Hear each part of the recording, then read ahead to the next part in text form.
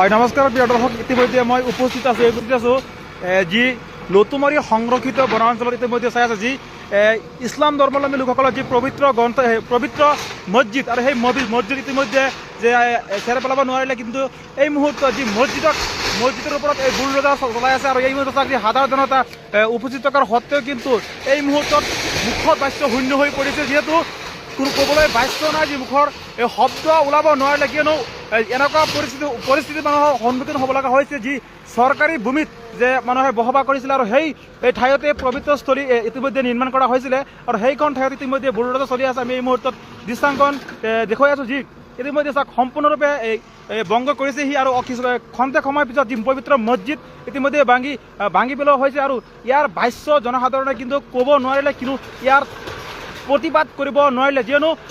এইখন ঠাই আছিলে সম্পূৰ্ণৰূপে যি ফৰেষ্ট ডিপাৰ্টমেণ্টৰ মাটি আছিল। সেই মৰ্মে এইখন ঠাইত ইতিমধ্যে চাওক যি বুলডোজাৰ চলি আছে, হাজাৰ মানুহ ইতিমধ্যে উপস্থিত হৈছে, যদিও ইয়াৰ ভাষ্য মুখৰ কোনো ধৰণৰ বিৰোধী কৰিব নোৱাৰিলে, কিয়নো এইখন ঠাই সম্পূৰ্ণভাৱে আছিলে ফৰেষ্ট ডিপাৰ্টমেণ্টৰ আণ্ডাৰত। মই এই মুহূৰ্তত পোনপটীয়া সম্প্ৰচাৰ দেখুৱাই আছোঁ যি পবিত্ৰ মছজিদ আছিলে আৰু সেই মছজিদত ইতিমধ্যে যি বুলডোজাৰ চলাই আছে আৰু যি এই মুহূৰ্তত যি আপোনালোকে দৃশ্যখন চাই আছে যে ইয়াৰ ভাষ্য কোনো ব্যক্তিয়ে মুখৰ পৰা ওলাব নোৱাৰিলে, কিয়নো এইখন ঠাই সম্পূৰ্ণৰূপে আছিলে যি ফৰেষ্ট ডিপাৰ্টমেণ্টৰ আণ্ডাৰত, অৰ্থাৎ বিজেপি চৰকাৰৰ নেতৃত্বৰ দিনত এইখন বুলডোজাৰ চলাই আছে। আৰু এই মুহূৰ্তত যি লতুমাৰী সংৰক্ষিত বনাঞ্চল আৰু নগাঁও বন সংমণ্ডলৰ অন্তৰ্গত এইখন কামপুৰ আঞ্চলিক যি বন সংমণ্ডলৰ অন্তৰ্গত এইখন ঠাই আছিলে আৰু লতুমাৰী ফৰেষ্ট ডিপাৰ্টমেণ্টত পৰে এইখন মাটি, আৰু সেই মৰ্মে এইখন ঠাইত যি বুলডোজাৰ চলি আছে আৰু আজি হৈছে 29 তাৰিখ আৰু 29 তাৰিখ দিনাখনকে এই মুহূৰ্তত চাওক যি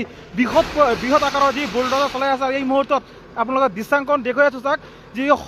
মানুহ উপস্থিত থকাৰ সত্ত্বেও কিন্তু ইয়াৰ উপৰিও যি পবিত্ৰ স্থান মছজিদৰ বিৰোধী কৰিব নোৱাৰিলে, কিয়নো সম্পূৰ্ণৰূপে ঠাইখন আছিলে যি ফৰেষ্ট ডিপাৰ্টমেণ্টৰ আণ্ডাৰত আৰু এইখন ঠাইত ইতিমধ্যে যি আপোনাৰ মছজিদ নিৰ্মাণ কৰা হৈছিলে আৰু সেই মছজিদত ইতিমধ্যে বুলডোজাৰ চলাই আছে আৰু খন্তেক সময়ৰ পিছত আমি আপোনালোকে দৃশ্যখন দেখুৱাম। চাওক মানুহ ইতিমধ্যে ঠাইত যদি উপস্থিত হৈছে আৰু ইয়াৰ সমান্তৰালকৈ কোনো মানুহে ইয়াৰ প্ৰতিবাদ বা যি বিৰোধিতা কৰিব নোৱাৰিলে। কি মানুহৰ আজিৰ দিনটোত প্ৰত্যেকজন মানুহে যিসকল মানুহে যি চৰকাৰী ডিপাৰ্টমেণ্টৰ চৰকাৰী মাটিত বসবাস কৰি আছে, সেইসকল মানুহ কিন্তু আজি মুখৰ ভাষ্য স্তব্ধ হৈ পৰিছে, কিয়নো ক'ব নোৱাৰিলে। নিজৰ ঘৰ বাৰীৰ লগতে বিভিন্ন ধৰণৰ যি খেতি বাতি কৰিছিলে ইয়াৰ সেইবোৰ খেতি বাতি ইতিমধ্যে ধ্বংস হোৱাৰ লগতে যি পবিত্ৰ উপাসনাস্থলী যি পবিত্ৰ মছজিদো কিন্তু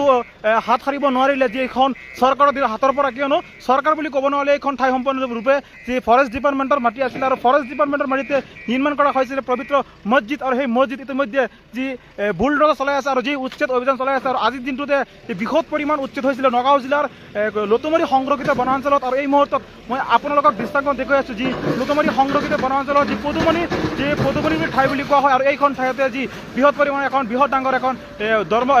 উপাসনাস্থলী বা মছজিদ নিৰ্মাণ কৰা হৈছিলে আৰু সেইখন ঠাইতে এক বৃহৎ আকাৰৰ যি উচ্ছেদ অভিযান চলাইছে।